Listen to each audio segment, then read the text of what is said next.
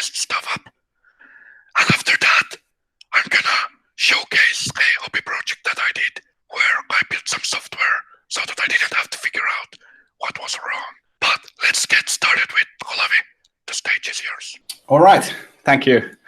So, hello everybody. My name is Olavi, and as you might know, I'm a software developer at Futurice, and I'm excited to talk about rules of hooks and I'm excited to talk about how we messed up with those, because I think so. Why I'm giving this talk? So why am I giving this talk? React hooks were launched in the version 16.8, and they have quickly become the new standard and the popular way of handling component local state and side effects in your components and stuff like that. And they're cool, in my opinion. And they're quite easy to get started with. And you can just check the couple of examples and start using them. But on the other hand, they're quite challenging to master properly. And this is why I'm going to give this talk. And you kind of have to twist your mind a bit and think a bit differently when you think in React hooks instead of traditional class components and lifecycle hooks in React earlier. And there are certain rules that you have to follow. And React docs are amazing, and they explain these rules and why you have to follow them. But to be honest, who reads docs anyways? At least me, myself, I'm too lazy for actually taking the time and reading docs. I just jump straight into code, and then I realized I have messed up, and then I read the docs. And we actually messed up, so that's why I'm gonna give this talk. So yeah, let's start with talking about hooks and how they can be used. So the most simple hook is the useState hook. And useState is a hook. It's a function that takes, as an argument, it takes the initial state. So in this example, you can see that we have two useState calls, bananas and apples, and they both take the 0 as the initial state. But you can also pass a function as the initial state, and or a function that returns the initial state as the first argument to useState. And if you know enough JavaScript, you can recognize this pattern that we are destructuring the array that useState returns. So useState is a function that returns an array with two items in it. And the first one is the actual state, and the second one is a function that sets the state. And this is kind of important to understand that React doesn't know anything about bananas or apples in this example. React only knows of the order in which these useState calls happen. So we have two useState calls. React knows that the first one is this and the second one is this. It doesn't know anything what they are called in our component code because we rename them kind of in this array destructuring. And maybe one more thing that you need to understand in order to understand hooks better is that JSX or TSX is actually just a syntax sugar for calling functions. So you actually React is calling, or you're calling react.createElement when you're using JSX. And in this example, the whole app is a function. And then one of these built-in hooks is also useEffect, which is widely used. And useEffect is a hook that you can use for running side effects in your React function components. And it's funny because previously React function components were considered kind of pure components that they would just render stuff, and you wouldn't have no side effects in those. But now after React 16.8, it's actually fine to have side effects in your function components. So here in this more simplified example, we have only one state. We have bananas, the amount of bananas, and then a button where you can add a banana. And when we add a banana, then we want to update the document title. So that would be a side effect. It's not something for this component, but it's a side effect that touches the document title. And that's why we want to do it in the useEffect. And then as the second argument for useEffect, you define the dependencies for this useEffect. And actually, in this case, I have a mistake here. I have bananas as the dependency and apples, but I removed the apples so that it fits better on the screen. So just imagine there would be another state that would be apples, and then you would have those both as the dependency. So that means that you define when this useEffect needs to be run again. So when one of these dependencies change, so that and it's kind of the first way of thinking about it, but we will talk later a bit about why this is not the correct or like the perfect way of thinking about it. But at the beginning, when you start using React hooks, you can think about this like defining this array, how often you want to run this function. And if you leave it as an empty array, then it will run only once after the initial render. But then if you leave it out, it will run after every render of this function. So every time React calls this function. And there's no kind of black magic in React in a sense, like in the render phase there. React calls this function, and each render has its own state and its own event handlers as well. So when the state changes, there's no black magic that this somehow knows to update the DOM or something like that, but React actually just calls this function again, and this returns the new DOM structure or the virtual DOM that needs to be committed to the DOM then. And here are some of like me trying to explain useEffect a bit more, and this is just a partial guide. And so useEffect is for running side effects in your function components, and it's kind of cool. But then on the other hand, it's like kind of makes me think that, okay, is this fine? Is this okay? But after all, when you start using it, it's natural, it's fine, it's cool to be using it. And as I explained already, it will run, the function you define in a useEffect will run after every render, unless you define the dependencies that when to run this, or what values this function needs to see in a way, because otherwise it won't see the correct values inside the function. And from a useEffect function, you can return a cleanup function. So I think we can go back here. We don't return anything from the useEffect. We just do some side effects, and we return basically nothing. But you could return a function that then React would use to clean up after the previous execution of this effect before running it for the next time. And you can read a complete guide at Dan Abramov's blog, and I would almost call this as the complete guide. It's a super long read. It takes on average 40 minutes, or it says it takes 40 minutes to read it. Of course, people read at different speeds, but here is one analogy by Ryan, which is kind of interesting for like what the cleanup function means, or what the useEffect cleanup means. So imagine that you have only one bowl in your house, and you want to eat cereal from that. And you wake up in the morning, you eat, whether you're hungry or not. So that's the initial render. And then when time passes, the state changes, so you become hungry again. And then you need to clean up the bowl because it's dirty from earlier when you ate. And then, so that's why you clean it up first, and then you eat again. So that's how React runs the cleanup before running the effect again. And also on when a component is unmounted, then it runs the cleanup when it's removed from the DOM. And then one more of these built-in hooks that I will explain a bit is use callback. And here in this silly example, we would have a button that adds a banana in our imaginary shopping cart. And then when you add a banana to your shopping cart, we would need to do two stuff. We would need to update the document title and then call a update cart function that you can see here.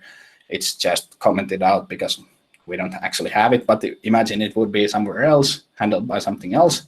You would need to call that. And then we would define this as an arrow function here. And one special thing about arrow functions that you might have heard or might have experienced is that they are recreated for every render. So they have a different identity every time a render happens. So that's why if you would have this function just as a normal arrow function as dependencies for a useEffect, then it would run every time on every render.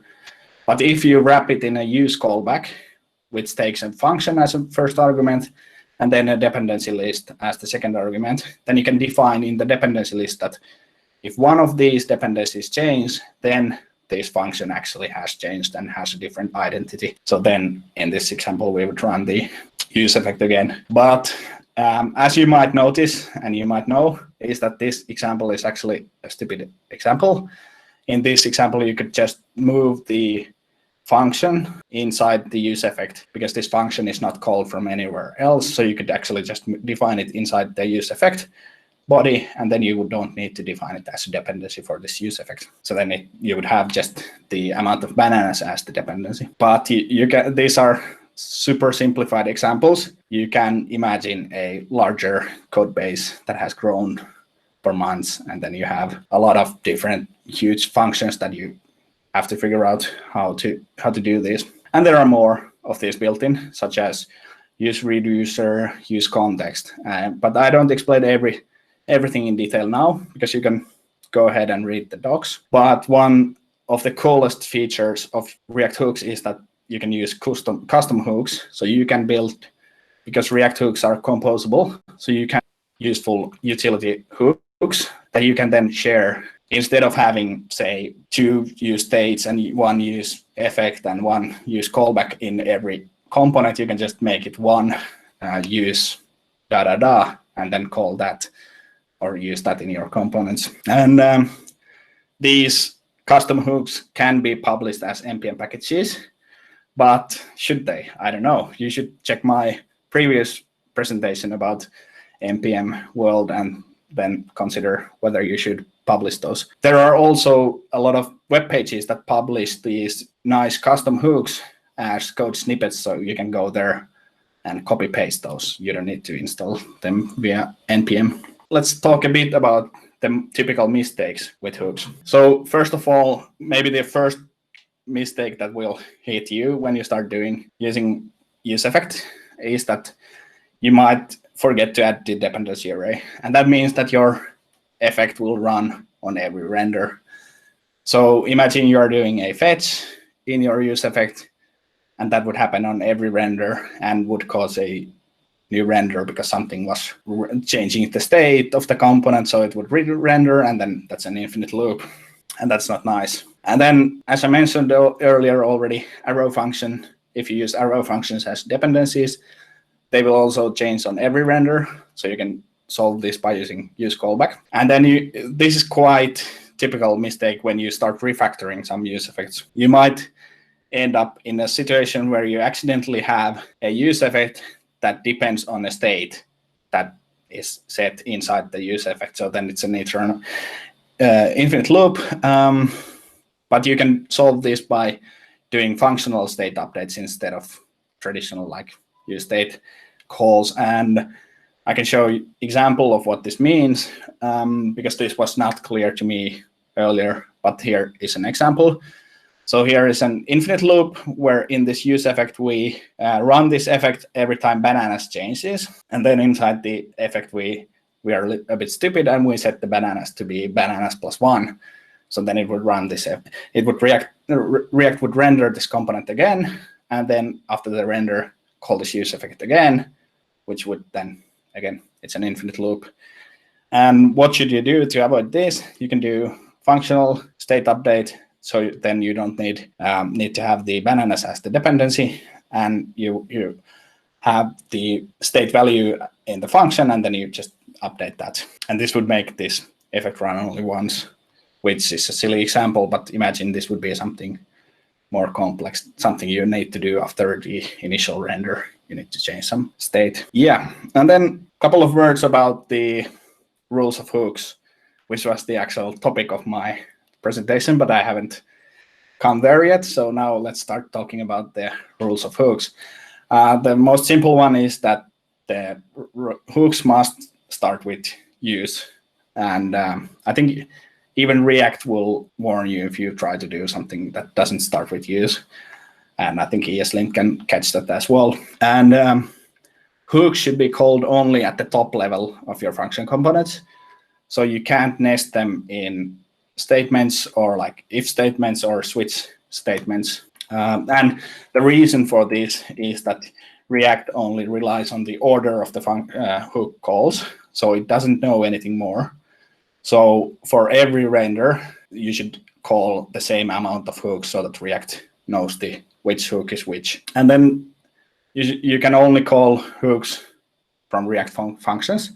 And this is pretty self-explanatory in a way, but when you, at least for me, when I first started using hooks, I, for some reason, wanted to use hooks in also some just like out utility functions, and then you realize it quite quickly that, okay, this isn't possible. And you can use ESLint to check for these rules. There are these plugins, React Hooks plugin that has rules of hooks and exhaustive-deps checker.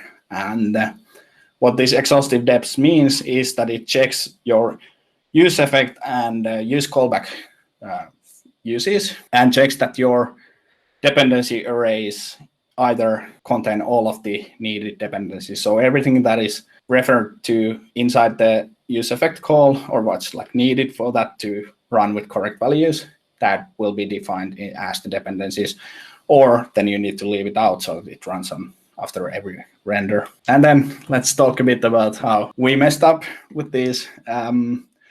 So in the beginning of the project that I'm working on right now, we had TSLint instead of ESLint in the use, because I think at that point TSLint wasn't deprecated yet. So we kind of thought, yeah, let's use TSLint. And then we had the React Hooks plugin installed and enabled, but for some reason we forgot to enable the React Hooks rules. So our TSLint was actually not checking for these rules. And that's kind of stupid in my opinion, that you need to enable both the plugin or install the plugin and define the plugin, and also remember to enable the rules. So that's why we had it there for months and didn't notice it. Because we didn't know these rules well enough, we didn't notice that our code was actually piling up into a huge mess. And then we changed from TSLint to ESLint, and that was a quite huge refactoring PR already by itself, because we also at the same time made our rules a bit more strict. And for those reasons, at first we had the exhaustive-deps rule disabled after this refactoring. And in addition to that, we had one huge component where we had to add the ESLint disable React rules of hooks line, because the file was just too large to be fixed in that PR. And then we did this a couple months ago, and then I started like fixing this mess, and I thought that, okay, because we had this rule exhaustive-deps disabled, I thought, okay, let's enable it and do what the ESLint tells us to do. And I thought, okay, this will take me a couple of days, but it ended up taking me more than a month of like calendar time, not like actual full-time work, but still an extensive amount of work and energy from me and my colleagues. We were like reviewing the PR multiple times, investigating, debugging why something was wrong, and also we caused some regressions in production due to this. So this was not a nice experience. So that's why I want to share this experience, and maybe someone can save a bit of time by following these rules of hooks from the get-go. So a couple of the challenges that we had in our code base, and like why we ended up doing some messed up stuff, or like a couple of examples where using hooks is not as straightforward as you would think. So one of them is if you have some asynchronous stuff going on, such as fetching stuff or whatever asynchronous, and then you, after an asynchronous operation, want to update some state in your component, you always have to make sure that you're not updating the state of an unmounted component, and React will actually warn you about this in development mode if you do this.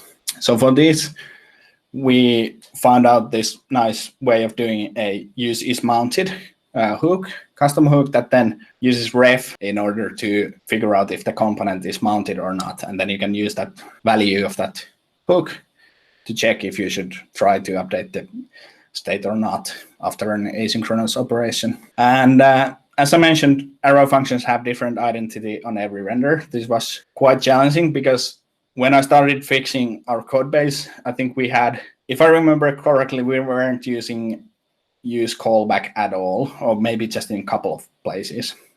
So you can imagine that I had to add use callback to quite many places. And then we had quite a lot of these complex effects. So we had a huge effect that did multiple different things and only depended on one or two dependencies. And then when you just fix the ESLint warning, add automatically all the dependencies that the huge effect needs, then you end up running the effect too often. And you can sometimes that can cause infinite loops, as I already explained. And in our case, it actually did in multiple cases. And we even had users' browsers crashing in production if they clicked a certain, or like, yeah, some effect that happened in a loop that then would just crash your tab. And then handling fetches in hooks or like in useEffect is actually quite challenging, even though it sounds simple, but it's actually fairly challenging to do, especially if you are doing it in a large code base where you have a large component tree and due to various factors, your components will actually render multiple times. So then you have to make sure you only fetch once or only fetch when something changes. So it's actually surprisingly complex. But then a couple of wins of like using hooks. In our case, thanks to hooks, we are not using any state management library. These can be thought of as a win or kind of negative as well, but I think it's a good thing. And context handling, we're using context heavily for like storing some global state and stuff like that. And context is quite straightforward with hooks. The traditional way is a bit more verbose way of doing that. And then we have built a couple of these really nice, useful custom hooks in our project. One of them is use remote data. So it's a custom hook that handles fetching some data.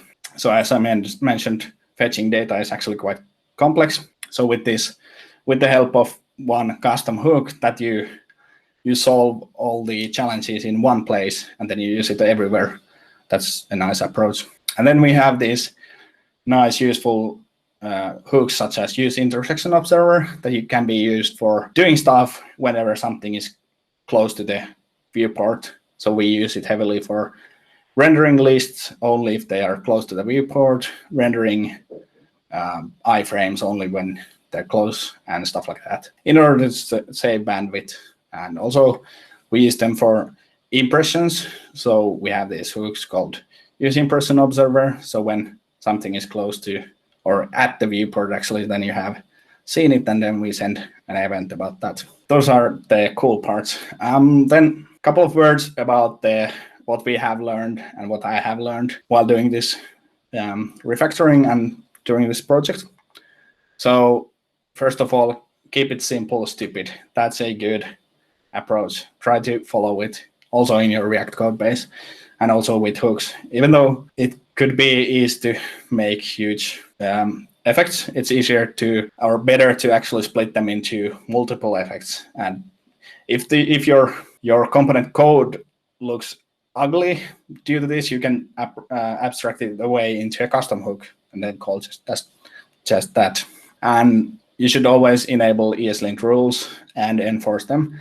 That's what we do with our pre-push hooks. So when you try to push your code changes, we check for ESLint and prettier and all that kind of stuff and run the tests. And also one thing that I noticed I didn't have was ESLint in my editor. I was using VS Code and I was kind of, for some reason, expecting it to have ESLint built in. I don't know why I thought that, but apparently it doesn't have it. And I had to install it and enable it.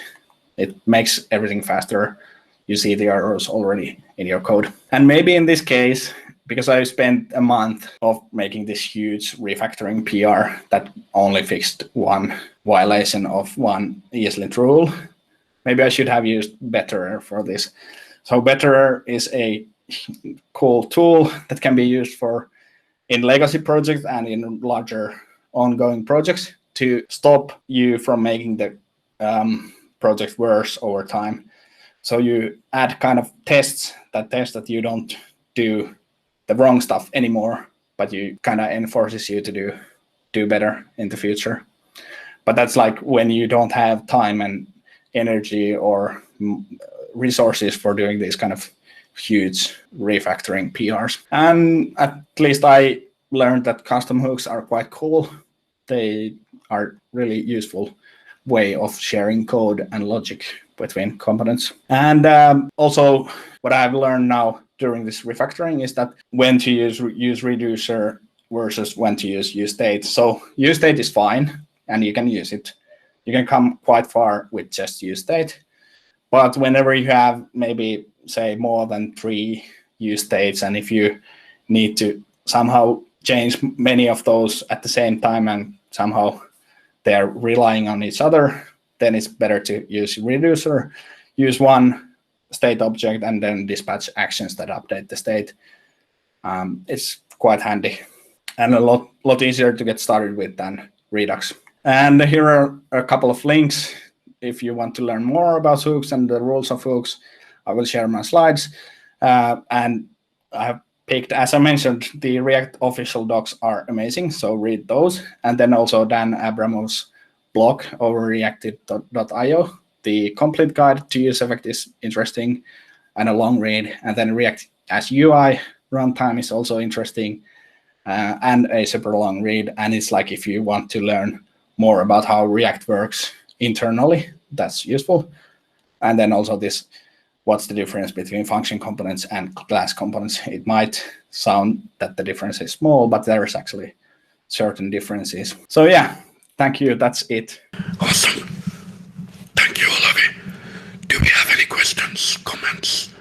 My talk is a little bit shorter, so we can spend like 5-6 minutes asking questions or giving comments to Olavi. Hello, can you hear me? Yes. Yeah. I think I'll just jump in. I can't be asked to type, sorry. Olavi, one of the things I've noticed quite a bit in code bases and on the internet is people making hooks when a simple function would do the same thing. Have you had that in your code base? Not that I can think of. Maybe I should recheck our hooks and check if something could be just a function. Could you give kind of an example of a case where people commonly use hooks when they should be using a function? Because I'm really curious about that. Do you, for this, have an example of that?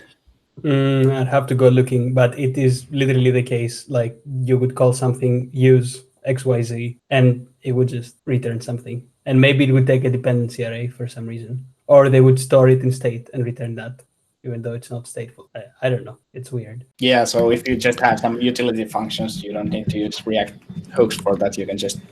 Right. So I can give you an example. You might have, for instance, something that constructs a URL for an image CDN, and then somebody might make a hook, use, image CDN URL that takes some kind of parameters and returns, a string. And that could just be a utility function. Why would that have state inside of it? Stuff like that. Olavi, thank you very much for a really interesting talk. I recognize a lot from a previous project that I was in. We made a lot of similar mistakes. And I saw some solution examples that I think can be helpful in that.